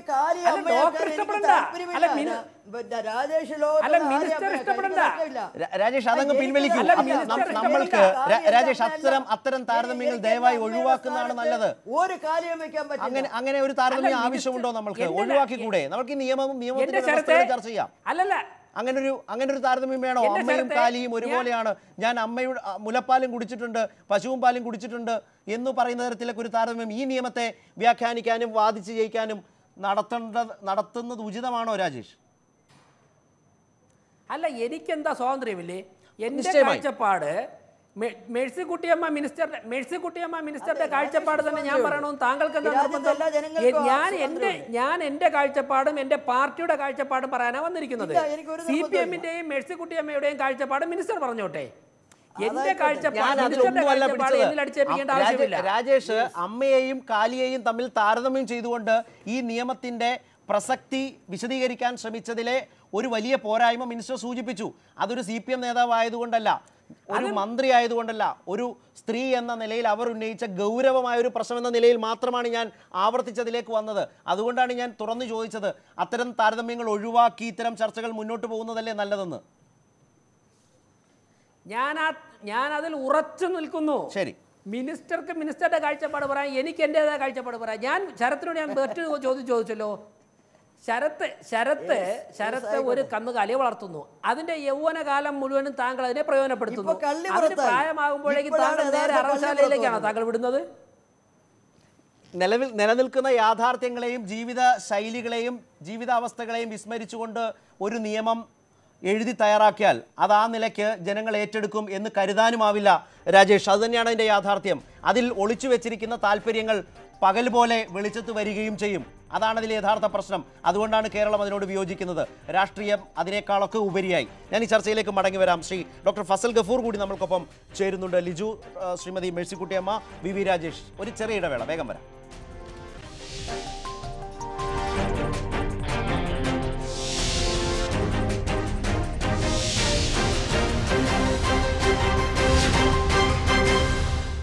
പ്രൈം ഡിബേറ്റ് തുടരുകയാണ്. നേരത്തെ സൂചിപ്പിച്ച പോലെ MES president doctor Fazal Gafoor കൂടി ചേരുന്നു. ഡോക്ടർ ഫസൽ ഗഫൂർ, ഈ നിയമം അതിന് പിന്നിലെ ബുദ്ധിയും കുബുദ്ധിയും തിരിച്ചറിയുന്നുണ്ടോ?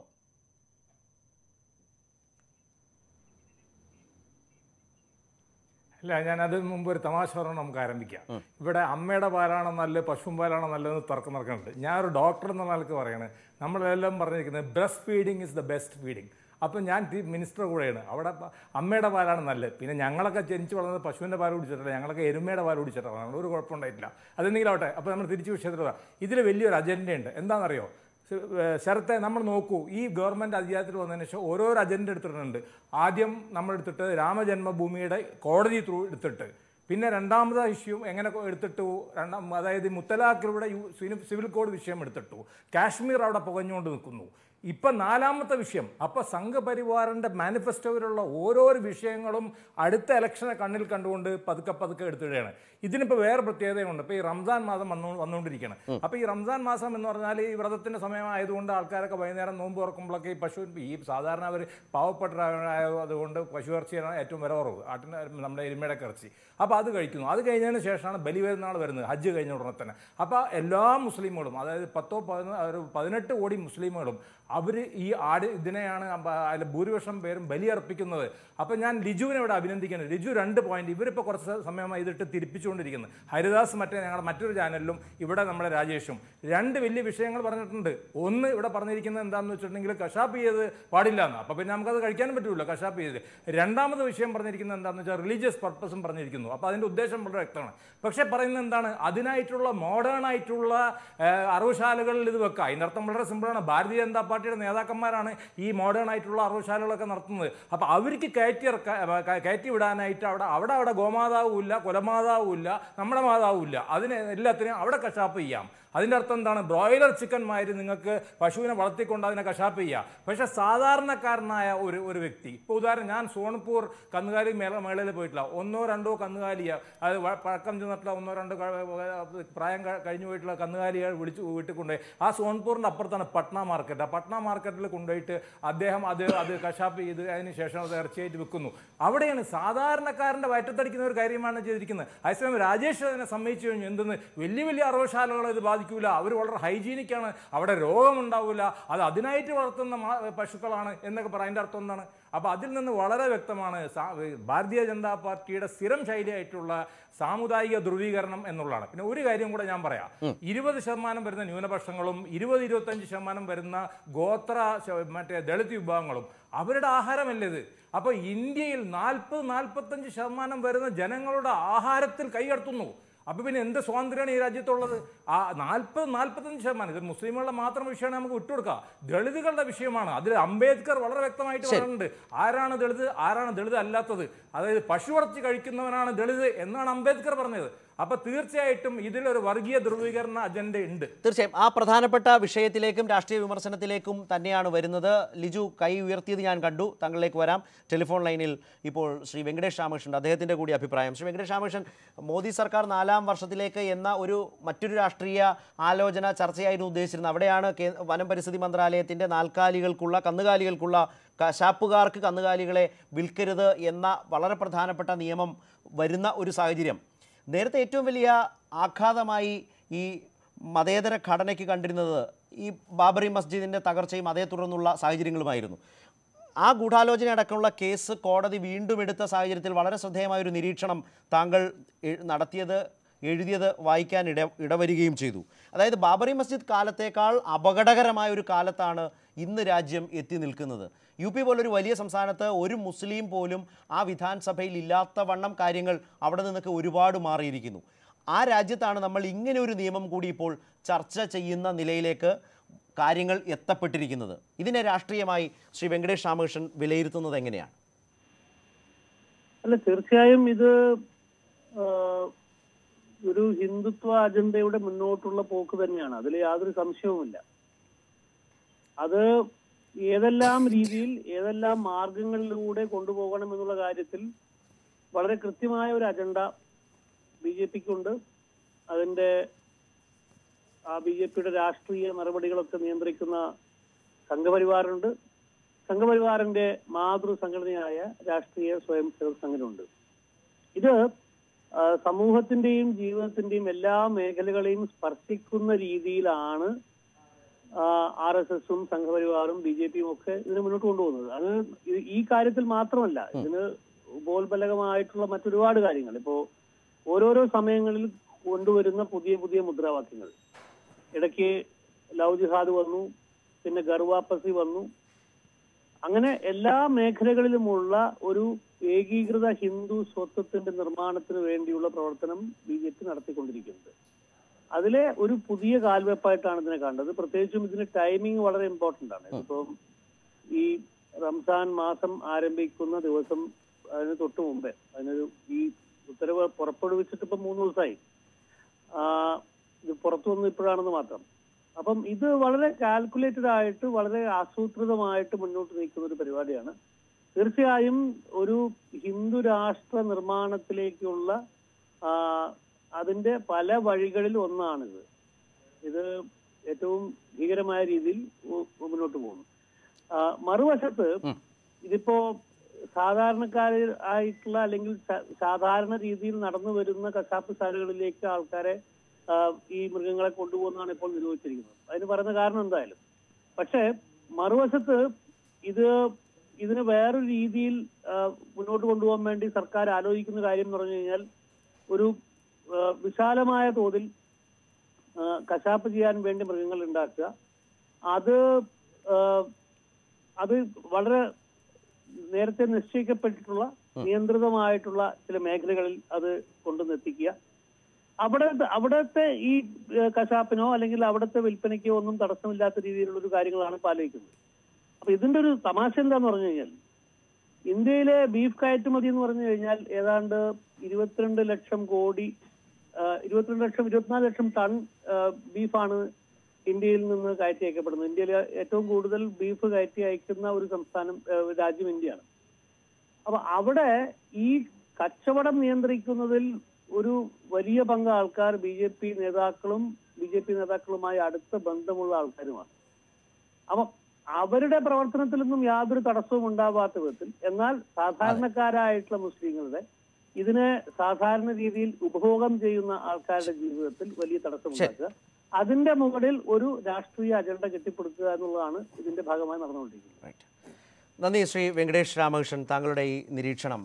ശ്രീ രാജേഷ്, ലിജുവിലേക്കും മന്ത്രിയിലേക്കും വരുമ്പോൾ തന്നെ വിമർശനങ്ങൾ ഒന്നൊഴിയാതെ ഈ നിയമത്തിൻ്റെ കൂടി പശ്ചാത്തലത്തിൽ ഓരോന്നായി വന്നുകൊണ്ടിരിക്കുകയാണ്. ഒരെണ്ണം പോലും ആവർത്തിക്കേണ്ടാത്ത വിധം വിമർശനങ്ങൾ താങ്കളുടെ ശ്രദ്ധയിൽപ്പെട്ടതാണല്ലോ. ഇതിനാണ് യഥാർത്ഥത്തിൽ രാജ്യത്തോട് നിങ്ങൾക്ക് വിശദീകരിക്കേണ്ടി വരുന്ന ഒരു വലിയ ബാധ്യത. ശരത്തെ, എന്തായാലും എനിക്ക് ഇഷ്ടപ്പെട്ടു. 2, 4, 6 പേർ ഈ നയത്തെ എതിർക്കുന്ന 6 പേരോടാണ്, 6 പേരുടെ വിമർശനങ്ങളോടാണ് ഞാൻ മറുപടി പറയേണ്ടത്. സമയത്തിൻ്റെ കാര്യവും നമുക്കറിയാം. എന്തായാലും ഞാൻ തയ്യാർ തന്നെയാണ്. അത് അറിഞ്ഞുകൊണ്ട് തന്നെയാണ് ഈ ചർച്ചയ്ക്ക് വന്നിട്ടുള്ളത്. ഇവിടെ ഞാൻ ഒരു കാര്യം തറപ്പിച്ച് പറയാം. പലരും പല ആംഗിളിലാണ് സംസാരിച്ചത്. ഞാൻ ശ്രീ വെങ്കടേഷ് രാമകൃഷ്ണൻ പറഞ്ഞ് അവസാനിപ്പിച്ച സ്ഥലത്ത് നിന്ന് ഞാൻ ആരംഭിക്കാം.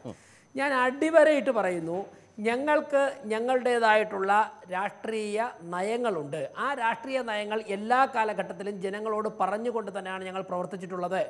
അതിന് എതിരെയുള്ള വിമർശനങ്ങളെ നേരിട്ട് കൊണ്ട് തന്നെയാണ് ഞങ്ങൾ ഇവിടെ എത്തിയിട്ടുള്ളത്. അതുകൊണ്ട് തന്നെ ഞങ്ങളുടെ രാഷ്ട്രീയ നയങ്ങൾ ബി ജെ പിയുടെയും ജനസംഘത്തിൻ്റെയും രാഷ്ട്രീയ നയങ്ങൾ ഒരിക്കലും മറച്ചു വയ്ക്കേണ്ട ആവശ്യമില്ല, മറച്ചു വയ്ക്കുകയുമില്ല. ജമ്മു കാശ്മീരിൻ്റെ കാര്യത്തിലായാലും അയോധ്യയുടെ കാര്യത്തിലായാലും ഏകീകൃത സിവിൽ കോഡിൻ്റെ കാര്യത്തിലായാലും ഈ വിഷയത്തിലായാലും കൃത്യമായിട്ട് ബി ജെ പിക്ക് നിലപാടുകളുണ്ട്. ഗവൺമെൻറ് ഈ തീരുമാനമെടുത്തിരിക്കുന്നത് ഒരു വിഭാഗം ജനങ്ങളെ ഏതെങ്കിലും തരത്തിൽ മാർജിനലൈസ് ചെയ്യാനാണ് എന്ന് പറയുന്നത് ഡോക്ടർ ഫസൽ ഗഫൂറിൻ്റെയും അല്ല എന്നുണ്ടെങ്കിൽ ഇതിനെ എതിർക്കുന്നവരുടെയും രാഷ്ട്രീയമാണ് എന്ന് മാത്രമാണ് എനിക്ക് പറയാനുള്ളത്. അവിടെയാണ് രാജേഷ്, അവർക്ക് മാത്രം രാഷ്ട്രീയവും നിങ്ങളുടെ തീരുമാനങ്ങൾക്ക് രാഷ്ട്രീയവുമില്ല. എങ്ങനെയാണ് ഈ യുക്തിയില്ലായ്മ അംഗീകരിക്കാനാവുക? നിങ്ങൾക്ക് ഇക്കാര്യത്തിൽ രാഷ്ട്രീയമില്ല, വിമർശിക്കുന്നവർക്കാണ് രാഷ്ട്രീയം എന്ന് പറയുക, അവന്റെ ഭക്ഷണ സ്വാതന്ത്ര്യത്തെ കയറി പിടിക്കുക, അവന്റെ തൊഴിലവകാശങ്ങളെ നിയന്ത്രിക്കുക, ഈ നിലയിൽ നിലപാടെടുക്കുന്നതിന് പിന്നിലെ കൃത്യമായ രാഷ്ട്രീയത്തെയാണ് അവർ ചൂണ്ടിക്കാട്ടുന്നത്. അതിന് അതേ നിലയിൽ മറുപടിയില്ല രാജേഷിന്. ഞങ്ങൾക്ക് ബി ജെ പി രാഷ്ട്രീയമുണ്ട്, നയങ്ങളുണ്ട്. ഗവൺമെൻറ് ഒരു തീരുമാനം നടപ്പിലാക്കുന്നത്, ഞാൻ തുടക്കത്തിലേ പറഞ്ഞല്ലോ, പബ്ലിക് ഒപ്പീനിയൻ കളക്ട് ചെയ്തതിൻ്റെ കൂട്ടത്തിൽ സുപ്രീം കോടതിയുടെ മാർഗനിർദ്ദേശത്തിൻ്റെ അടിസ്ഥാനത്തിൽ അധികാരപ്പെട്ട പാർലമെൻറ്റ് നിർമ്മിച്ച നിയമത്തിൻ്റെ ചൂട് പിടിച്ചാണ് ഈ ഉത്തരവ് വന്നിട്ടുള്ളത്. ഇവിടെ വെങ്കടേഷ് രാമകൃഷ്ണൻ പറഞ്ഞല്ലോ ഒരു നിരീക്ഷണം. മെയ് മാസം ഇന്ന് 26, 23-ാം തീയതി വന്ന ഉത്തരവാണ്. സാധാരണ നരേന്ദ്രമോദി ഗവൺമെൻറ്റിനെതിരായി വാർത്ത കൊടുക്കാൻ പറ്റുന്ന ഏതൊരു വാർത്തയും മലയാള മാധ്യമങ്ങൾ അടുത്ത മണിക്കൂറിൽ തന്നെ ചർച്ചയാക്കും.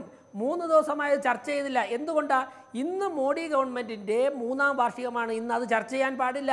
റംസാൻ വ്രതം ആരംഭിക്കുന്നു. ഇന്ന് തന്നെ ചർച്ച ചെയ്താൽ മാത്രമേ കേരളത്തിലെ ന്യൂനപക്ഷങ്ങളെ പ്രീണിപ്പിക്കാൻ സാധിക്കുകയുള്ളൂ. അതുകൊണ്ടാണ് നിങ്ങൾ ഉൾപ്പെടെയുള്ള മലയാള മാധ്യമങ്ങൾ അങ്ങനെയാണെങ്കിൽ കേന്ദ്ര സർക്കാരിന് തന്നെ ലിജു ഇപ്പോഴും അത്തരം ചില സംശയങ്ങളുടെ അടിസ്ഥാനത്തിലാണ് രാജേഷ് സംസാരിച്ചുകൊണ്ടിരിക്കുന്നത്. ഒറ്റ കാര്യമേ അതിൽ പറയാനുള്ളൂ, അങ്ങനെ ഒരു അപകടം നിങ്ങൾക്ക് തോന്നുന്നുണ്ടായിരുന്നുവെങ്കിൽ നിങ്ങൾക്ക് തന്നെ 3 ദിവസം മുമ്പ് മാധ്യമങ്ങളിലേക്ക് ഇക്കാര്യങ്ങൾ വിശദീകരിക്കാമായിരുന്നു. നിങ്ങൾ സൂചിപ്പിച്ച പോലൊരു അപകടം നിങ്ങൾ കാണുന്നുവെങ്കിൽ അത് ഒഴിവാക്കാമായിരുന്നു. ഇത് യഥാർത്ഥത്തിൽ ആ വിധത്തിലല്ല. അതുമായി ബന്ധപ്പെട്ട രേഖകൾ പുറത്തു വന്നത് ഇന്ന് മാത്രമാണ്. ലിജു അതൊക്കെ പോകട്ടെ, ഇതിൻ്റെ ഒരു ഇന്ത്യൻ സാഹചര്യത്തെ കോൺഗ്രസ് കാണുന്നത് എങ്ങനെയാണ്? ഏത് നിലയ്ക്കാവും ഇത് പ്രതിഫലിക്കുക, ഈ നിയമവും ഈ രാഷ്ട്രീയ നിലപാടും?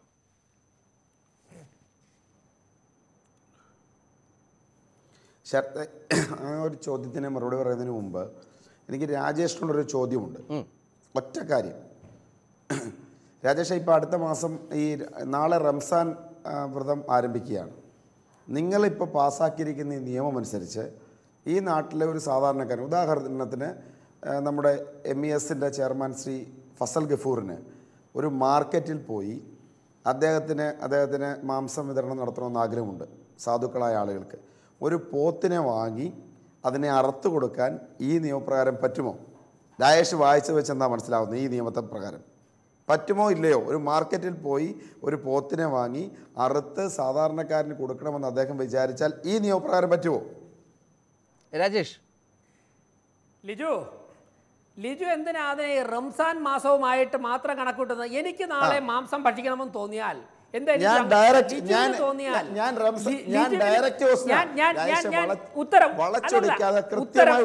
ഉത്തരം എനിക്ക് താങ്കൾ റംസാൻ മാസമാണല്ലോ നിങ്ങളുടെ ഈ നിയമപ്രകാരം. എനിക്ക് ഉത്തരം പറയാൻ സമയം തരൂ ലിജു. ലിജു എന്തിനാ തടസ്സപ്പെടുത്തുന്നത്? എനിക്ക് ഉത്തരം പറയാൻ സമയം തരൂ. ലിജു എന്തുകൊണ്ട് ലിജുവിന് നാളെ മാംസം കഴിക്കണം എന്ന് തോന്നിക്കഴിഞ്ഞാൽ ലിജുവിന് മാംസം കിട്ടുമോ എന്ന് ചോദിക്കുന്നില്ല. ലിജുവിടെ റംസാനെ കൂട്ടുപിടിക്കുന്നു, ഒരു സമുദായത്തെ കൂട്ടുപിടിക്കുന്നു. അതുകൊണ്ടാണ് ഞാൻ പറഞ്ഞത്. അല്ല, ഉത്തരത്തിലേക്ക് വരാം. അതുകൊണ്ടാണ് ഞാൻ പറഞ്ഞത് 23-ാം തീയതി ഇറങ്ങിയ ഓർഡറിനെ നിങ്ങൾ ചർച്ച ചെയ്യാതെ ഇന്ന് വരെ നിങ്ങൾ വച്ചിരുന്നതിന്റെ ഉദ്ദേശം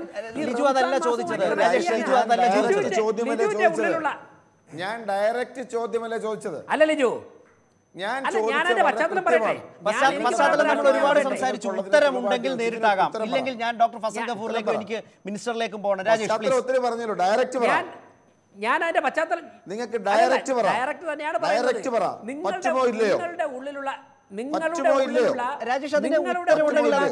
നിങ്ങളുടെ ഉള്ളിലുള്ള കള്ളി പുറത്തു വന്നല്ലോ.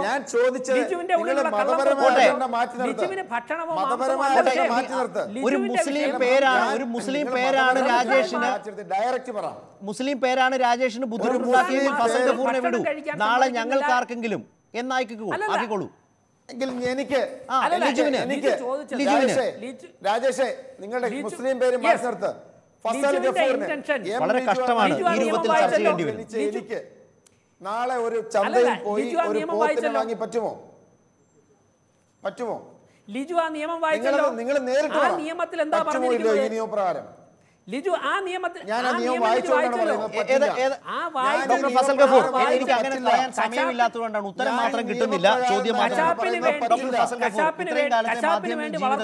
മതാടിസ്ഥാനത്തിൽ വേർതിരിച്ച് കാര്യങ്ങളെ കാണേണ്ടി വരുന്ന ഒരു അനുഭവം ബോധ്യപ്പെടുന്നു എന്ന് തന്നെയാണ് ഈ നിയമത്തിൽ എനിക്ക് തോന്നുന്ന ഏറ്റവും പ്രധാനപ്പെട്ട ആശങ്ക. ഡോക്ടർ ഫസൽ ഗഫൂർ, അതിനെ നിയമാനുസരണം പ്രവർത്തിക്കുന്ന അറവുശാലകൾ താങ്കൾക്ക് കൊല്ലാം, താങ്കൾക്ക് കഴിക്കാം.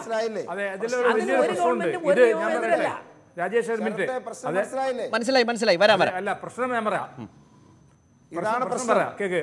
അതായത് മുസ്ലിമുകളുടെ ഇടയിൽ വടക്കേ ഇന്ത്യയിൽ ഏറ്റവും വലിയ OBC വിഭാഗം അറിയപ്പെടുന്നത്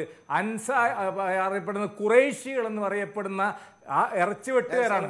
ആ ഇറച്ചിവെട്ടുകാരാണ് ഈ സാധാരണ ഒരു കന്നുകാലി തീറ്റ സ്ഥലത്ത് പോയിട്ട് ഒരു പോത്തിനെ വാങ്ങിച്ച് അതിനെ മുറിച്ച് അതിന് ഉപജീവന മാർഗമായിട്ട് നിർത്തുന്നത്. അപ്പോൾ ഈ പാവപ്പെട്ട ഖുറൈശ് വിഭാഗം, അത് ചെറിയ വിഭാഗമൊന്നുമല്ല, കാരണം ഏറ്റവും അധികം കസായികളുള്ളത് മുസ്ലിം വിഭാഗത്തിലാണ്, ഹിന്ദുക്കളുടെ ഇടയിലല്ല. അപ്പോൾ ആ ഖുറൈശി എന്ന് പറഞ്ഞിട്ടുള്ള ഈ വിഭാഗത്തിൻ്റെ തന്നെ ഉപജീവന മാർഗം ഇല്ലാതാക്കാനായിട്ട് കരുതി കൂട്ടിയിട്ടാണ് ഇത് ചെയ്തുകൊണ്ടിരിക്കുന്നതെന്നും കൂടെ ഞാനൊരു ആരോപണം ഉന്നയിക്കുകയാണ്.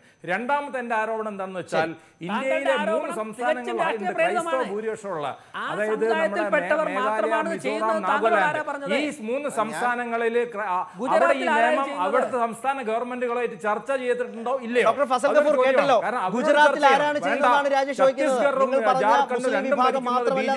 അവിടുത്തെ ട്രൈബൽ വിഭാഗങ്ങളുമായിട്ട് ചർച്ച ചെയ്തോ? ഒരു ചർച്ചയും ചെയ്യാതെ വളരെ രഹസ്യമായിട്ട് സുപ്രീം കോടതിയുടെ വിധി എടുത്തുകൊണ്ട് ഇവിടെ അങ്ങനെ തന്നെയാണ് വളരെ രഹസ്യമായിട്ട്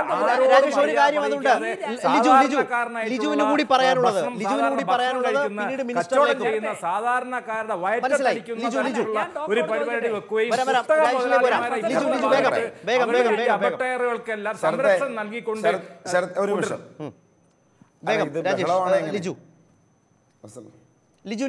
അതായത് ശരത്തെ, ഞാൻ നേരത്തെ ചോദിച്ച ചോദ്യത്തിൽ ശരത്തിനുള്ള ഉത്തരവുണ്ട്. അതായത് വളരെ ആസൂത്രിതമായി റംസാൻ പോലെ ഒരു മാസം വരുമ്പോൾ ഈ രാജ്യത്ത് 20 കോടിയോളം വരുന്ന ഒരു സമൂഹത്തിൻ്റെ ഭക്ഷണ സ്വാതന്ത്ര്യം നിഷേധിക്കുക എന്ന അജണ്ട ഇതിനകത്തുണ്ട്. ഈ രാജ്യത്ത് മുഴുവൻ സ്ലോട്ടർ ഹൗസുകളുണ്ടോ? അവർക്ക് മാർക്കറ്റിൽ പോയി ഒരു മൃഗത്തെ വാങ്ങാൻ കഴിയില്ല. വാങ്ങിയാൽ സ്വാഭാവികമായും നിയമ ലംഘനമാകും. അവർക്ക് റിലീജിയസ് പർപ്പസിനോ മാംസത്തിനോ വേണ്ടി ഒരു മൃഗത്തെ വാങ്ങി കൊടുക്കണമെന്ന് പറഞ്ഞാൽ പറ്റില്ല. സ്വന്തം മകളുടെ വിവാഹത്തിന് ഒരു പോത്തിനെ വാങ്ങണമെന്ന് പറഞ്ഞാൽ ഈ നിയമപ്രകാരം പറ്റില്ല. അപ്പോൾ ആ അജണ്ട പിടിയിട്ടില്ലേ? ഈ രാജ്യത്ത് ഒരു ന്യൂനപക്ഷം മാത്രമായിരിക്കുന്ന പശുവിനെയും അല്ലെങ്കിൽ പോത്തിനെയും എരുമയൊക്കെ വിശുദ്ധ മൃഗമായി മാത്രം കണക്കാക്കുന്ന ഒരു വിഭാഗത്തിന്റെ നേരത്തെ രാജേഷ് പറയാൻ ശ്രമിച്ചത്, നിങ്ങൾ ഇപ്പോൾ ഡോക്ടർ ഫസൽ ഗഫൂർ മുസ്ലിം സമുദായത്തിൽ ആരാണ് ഏറ്റവും കൂടുതൽ ഈ അറവുശാലകൾ അല്ലെങ്കിൽ അത്തരം ജോലി ചെയ്യുന്നതിനെ കുറിച്ച് സൂചിപ്പിച്ചു. രാജേഷ് ചോദിക്കുന്നത് ഗുജറാത്തിലേക്ക് പോയാൽ, മധ്യപ്രദേശിലേക്ക് പോയാൽ അവിടെയൊക്കെ ആരാണ് ഇത് ചെയ്യുന്നതെന്നാണ്. എന്ന് ചോദിക്കുന്നതിനകത്ത് വേറൊരു ഉത്തരവുണ്ടല്ലോ. അങ്ങനെയാണെങ്കിൽ മതത്തിനപ്പുറത്തേക്കുള്ള ഒരു വിശാല കാഴ്ചപ്പാടാണെന്ന് സ്ഥാപിക്കാനാണ് രാജേഷിന്റെ ശ്രമം. അല്ല, അതിനകത്തെ വിഷയം മനസ്സിലായില്ലേ?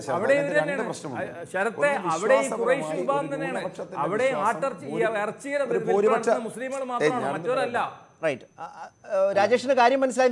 ലിജുവിന് പൂർത്തിയാക്കാം. ലിജു പൂർത്തിയാക്കിക്കോളൂ. അല്ല ശരത്തെ,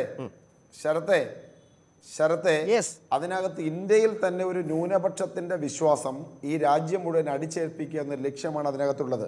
2 വ്യാപാര താല്പര്യമുണ്ട്. പക്ഷെ വ്യാപാരത്തിനപ്പുറത്ത് ഇവിടെ മുഴച്ചു നിൽക്കുന്നത് വിശ്വാസമാണെന്ന കാര്യത്തിൽ യാതൊരു സംശയവും. അതുകൊണ്ടാണ് ആ വ്യാപാര താല്പര്യത്തിലേക്കും അധികമായി വരാതിരുന്നത്. ലിജു പറഞ്ഞത് വ്യക്തമാണ്. മിനിസ്റ്റർ ഒരു കാര്യം, ഇതിപ്പോൾ BJP നേതാക്കൾ ഞാൻ പറയാൻ കാരണം ഹിന്ദു സമൂഹത്തിലെ തന്നെ ഒരു ഭൂരിപക്ഷത്തിന്റെ വിശ്വാസം, ഒരു ന്യൂനപക്ഷത്തിന്റെ വിശ്വാസമാണ് അടിച്ചേൽപ്പിക്കാൻ ശ്രമിക്കുന്നത്. മിനിസ്റ്റർ, ഇപ്പോൾ കേരളത്തിൽ ഇല്ലല്ലോ, ഇങ്ങനെ ഒരു നിയമം ഇല്ലല്ലോ എന്ന് ആശ്വസിച്ചുകൊണ്ട് വർത്തമാനം പറയാൻ ഹിന്ദുക്കളും മാംസം കഴിക്കുന്നവരാണ്. അതെ, കേരളത്തിൽ സർക്കാർ ആ ഒരു നിലപാടിനൊപ്പം നിൽക്കില്ല എന്ന് ബോധ്യമുള്ളതാണ്. മലപ്പുറം തെരഞ്ഞെടുപ്പ് കാലത്ത് അവരുടെ സ്ഥാനാർത്ഥി ഹലാൽ ബീഫ് എത്തിക്കുന്നതിനെ കുറിച്ച് പറയാൻ കഴിയുന്നത് കേരളത്തിലായതുകൊണ്ടാണ്. ഇത്ര വിശാലമായൊക്കെ ഇത് സംസാരിക്കാൻ കഴിയുന്നത് കേരളമായതുകൊണ്ടാണ്. കേരളം ഏതെങ്കിലും തരത്തിൽ ഈ മാംസാഹാരം കഴിക്കുന്ന ആളുകൾ അവരുടെ താല്പര്യങ്ങൾ, ഭക്ഷണ സ്വാതന്ത്ര്യം ആശങ്കപ്പെടേണ്ടതുണ്ടോ? എങ്കിലും ഈ നിയമം വന്നാൽ അത് ഉണ്ടാകുമല്ലോ. കേരളത്തിലേക്കുള്ള കന്നുകാലി വരവിനെയൊക്കെ അത് തടസ്സപ്പെടുത്താനും സാധ്യതയില്ലേ? അതുകൂടി കാണണ്ടേ? ആശങ്കകൾ ഒരുപാടില്ലേ? അതെ, കേരളത്തിൽ ഈ നിയമത്തിൻ്റെ പരിധിയിൽ എന്തെങ്കിലും ആശങ്കകൾ ഉണ്ടെങ്കിൽ അത് ദൂരീകരിക്കാനുള്ള പൂർണ്ണമായ നടപടി ഞങ്ങൾ സ്വീകരിക്കും. അതിനൊരു സംശയം വേണ്ട. കേരളത്തിലെ ഏത് വിഭാഗം ജനങ്ങൾക്കും മത്സ്യവും മാംസവും ഒക്കെ കഴിക്കാനുള്ള എല്ലാ സൗകര്യവും ഇവിടെ ഇപ്പോൾ ഉണ്ട്. അത് തുടരുകയും ചെയ്യും. ഞാൻ പറഞ്ഞു വന്നത് ഇപ്പോൾ ഏറ്റവും ഒടുവിൽ ഗഫൂർ അതിലേക്ക് വന്നു. ഇത് മതന്യൂനപക്ഷത്തിന് മാത്രം ഭക്ഷണ സാധനമല്ല. ഭാരതത്തിലെ ജനസംഖ്യയിൽ 70% പിന്നോക്ക ദളിത് പട്ടിക വിഭാഗത്തിൽപ്പെട്ടവരാണ്. ആ പിന്നോക്ക വിഭാഗങ്ങളിൽ വലിയൊരു സെറ്റ് ഹിന്ദുക്കളുണ്ട്. വരേണ്യവർഗം എന്ന് പറയുന്നത് ഈ ഭാരതത്തിൽ 30% ഉള്ളൂ. ഹിന്ദുക്കളിൽ തന്നെ 30% ഉള്ളൂ. ബാക്കി വരുന്ന ബഹുഭൂരിപക്ഷം 40% വരുന്ന ഹിന്ദു വിഭാഗത്തിൽ തന്നെ പിന്നോക്കക്കാരാണ്. അവർ കഴിക്കുന്ന ഭക്ഷണം കൂടിയാണിത്. ഇത് ഹിന്ദുത്വത്തിൻ്റെ പേര് പറഞ്ഞ് സമ്പന്നവർഗ താല്പര്യം സംരക്ഷിക്കാൻ ഹിന്ദു ജനതയെ ഏകോപിപ്പിക്കുന്നതിന് വേണ്ടി വർഗീയ അജണ്ടയാണ് ആസൂത്രിതമായി നടപ്പിലാക്കുന്നത്.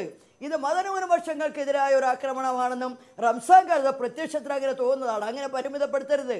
ഇത് ഭാരതത്തിലെ ബഹുഭൂരിപക്ഷം വരുന്ന ജനതയുടെ ജീവിക്കാനുള്ള അവകാശത്തിന് മേലുള്ള കടന്നുകയറ്റം ഹിന്ദുത്വ അജണ്ട പ്രയോഗം വഴി ഇതാണ് അതിലെ ഏറ്റവും പ്രധാനപ്പെട്ട ആശങ്ക. ഈ ആശങ്ക ഇങ്ങനെ നിലനിൽക്കുന്ന ഒരു രാജ്യത്ത് ഈ നിയമവുമായി മുന്നോട്ട് പോയി വിജയിപ്പിക്കാൻ കേന്ദ്ര സർക്കാരിനാകുമെന്ന് കരുതുന്നുണ്ടോ?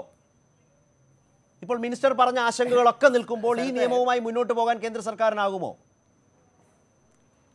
ശരത്തെ, ഈ ഗവൺമെന്റ് നേതൃത്വം നൽകുന്നത് നല്ല രാഷ്ട്രീയ പരിചയവും നല്ല ഭരണപരിചയമുള്ള നേതാക്കന്മാരാണ്. പരാജയപ്പെടുന്ന ഒരു തീരുമാനം എടുക്കുന്ന ഗവൺമെന്റ് അല്ല ഈ ഗവൺമെന്റ്. ഈ ഗവൺമെന്റിന് നേതൃത്വം നൽകുന്നത് ഡോക്ടർ മേഴ്സിക്കുട്ടിയമ്മ മിനിസ്റ്റർ പറഞ്ഞല്ലോ രാജ്യത്തിലെ മുഴുവൻ വികാരത്തെക്കുറിച്ചും. മിനിസ്റ്റർ, ഞാൻ അങ്ങയോടുള്ള ബഹുമാനം വെച്ചുകൊണ്ട് പറയുന്നു, രാജ്യത്തെ മുഴുവൻ ജനങ്ങളുടെയും വികാരം പ്രതിഫലിപ്പിക്കാൻ തറ്റ മാൻഡേറ്റ് നിങ്ങളുടെ പാർട്ടിക്ക്, അങ്ങയുടെ പാർട്ടിക്ക് ഒരിടത്തും കിട്ടിയിട്ടില്ല. അല്ല, ഞാൻ ആ ചർച്ചയിലേക്കൊന്നുമല്ല പോകുന്നത്. രാജേഷ് പറഞ്ഞതിൽ, എന്റെ ചോദ്യത്തിന്റെ ഉത്തരം രാജേഷ് പറഞ്ഞതിലുണ്ട്. ഈ തീരുമാനത്തെ മുന്നോട്ട് കൊണ്ടുപോകാൻ കഴിയുന്ന കെൽപ്പുള്ളതാണ് ഭരണകൂടം, കെൽപ്പുള്ളതാണ് ഇവിടെ ആരും പരാജയം ഭക്ഷിക്കേണ്ടി വരും. എനിക്കൊരു പോയിന്റ് പറയണം.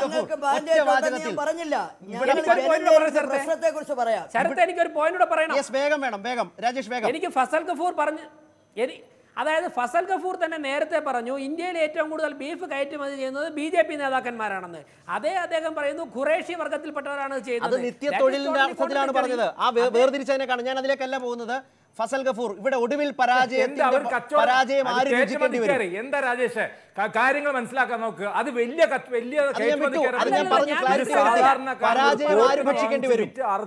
അദ്ദേഹത്തിന് ചെറിയൊരു ഡോക്ടർ ഫസൽ ഗഫൂർ, പരാജയം ആര് ഭക്ഷിക്കേണ്ടി വരും ഈ നിയമത്തിന്റെ പേരിൽ? ഡോക്ടർ ഫസൽ ഗഫൂർ, പരാജയം ആര് ഭക്ഷിക്കേണ്ടി വരും? നിങ്ങൾക്ക് മനസ്സിലാവുന്നില്ലേ? വലിയ exporters are from the BJP. സാധാരണക്കാരനായിട്ടുള്ള പാവപ്പെട്ട ഒരു പോത്തിനെ വാങ്ങിച്ച് ജീവിക്കുന്നവൻ അവരാണ് മുസ്ലിം. രാജേഷ് വിവരമില്ലാത്തതിന് ഞാനാണ് ഉത്തരവാദി. ഡോക്ടർ പറഞ്ഞത് കോൺട്രഡിക്ടറിയാണ്. അത് രണ്ട് സാഹചര്യമാണ് ലിജു. ഒന്നല്ലെങ്കിൽ നിങ്ങൾക്ക് നോളജ് വേണം, അല്ലെങ്കിൽ നിങ്ങൾക്ക് മലയാള ഭാഷ ഇതൊന്നും എന്താ കാര്യമുള്ളത്? ഒരു വലിയ കുത്തക മുതലാളിമാരുടെ വലിയ അറവുശാലകളിൽ നിന്ന് BJP-ക്കാരാണ്. ചർച്ച അവസാനിപ്പിക്കാം. ഒരൊറ്റ കാര്യം, പരാജയം ഈ നിയമത്തിന്റെ പേരിൽ വിവരമുള്ള ആൾക്കാരോട് വിവരത്തോട് സംസാരിക്കണം.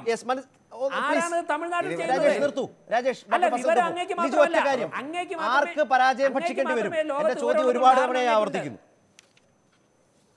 ലിജു, അല്ല, അത് ഇപ്പൊ കേൾക്കുന്നവർക്ക് മനസ്സിലായല്ലോ.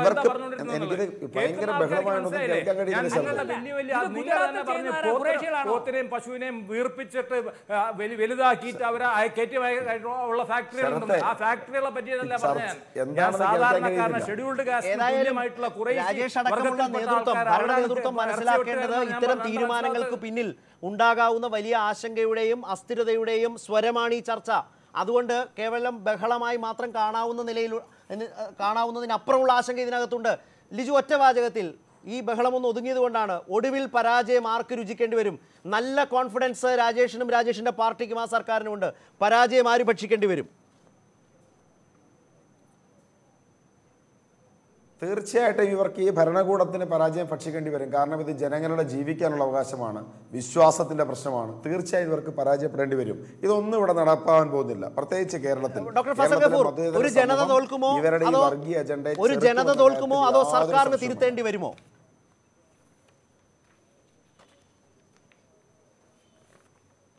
അതായത് ബാബരി മസ്ജിദ് തകർത്തതിന് ശേഷം എന്താ സംഭവിച്ചത്? ഇലക്ഷനുകളിൽ ഭാരതീയ ജനതാ പാർട്ടിയുടെ ഗവൺമെന്റുകൾ ഒന്നടക്കം ഇലക്ഷനിൽ സംഭവിക്കാമെന്ന് ഇത്തരത്തിലുള്ള ഡിവിസീവ് അജണ്ടയുമായിട്ട്